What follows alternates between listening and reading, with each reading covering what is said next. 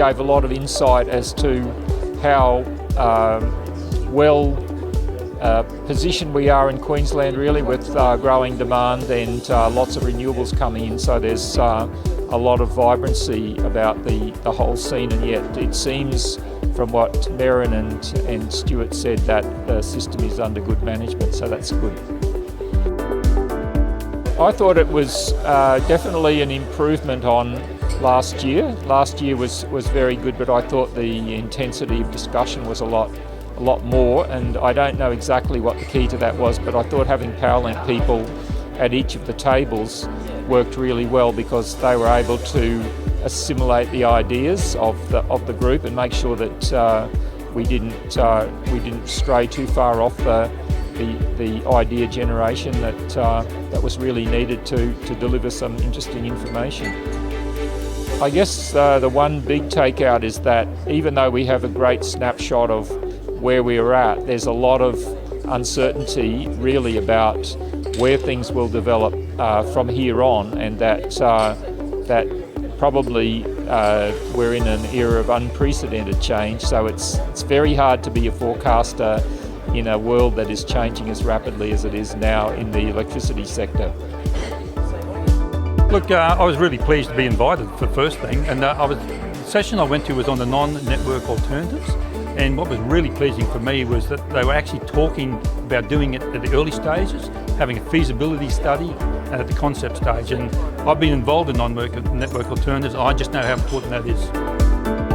Networking was great. I think this is one of the real opportunities for people in the renewables and all that to get together. Well run, sort of well planned. I think the lunchtime more networking will be even better. But look, great opportunity. Well, I am actually here from Energy Queensland, and basically what I'm hearing is that Powerlink is actually interested in non-network alternatives.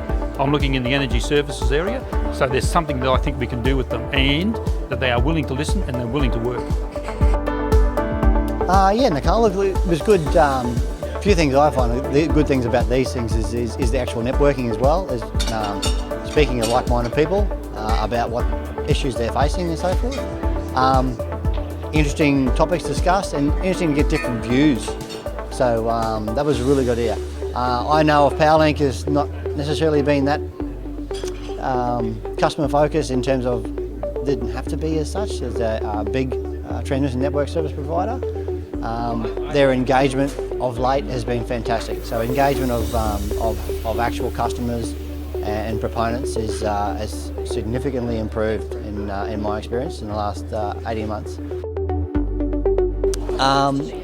That Powerlink is listening, very much so. So Powerlink is actually listening to both to customers and also to the changing environment of what Powerlink is dealing with in terms of connection customers. So previously there was a lot of load and so forth, and there's just the big generators, but now they're obviously taking on board that there are other proponents out there, and they're listening, which is fantastic. Yeah, sure. So I think that holding a forum like this speaks volumes to the thinking patterns and the view of the business to the importance of this area. So great to see that it was undertaken, and obviously right through to the report that's recently come out. A lot of effort and a lot of consideration going into the sector, and how the two integrate going forward. Certainly some really good points raised.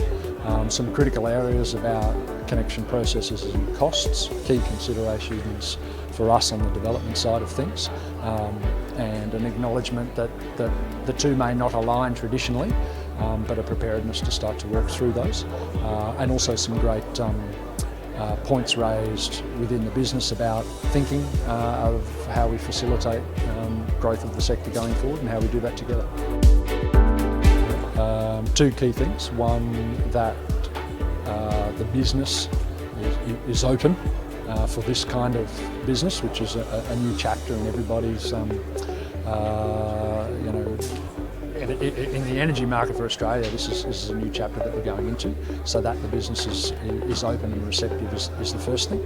And the second thing is it's quite clear that there's a good level of technical information and a good level of thought about how to facilitate that, and that's encouraging for the sector across the board.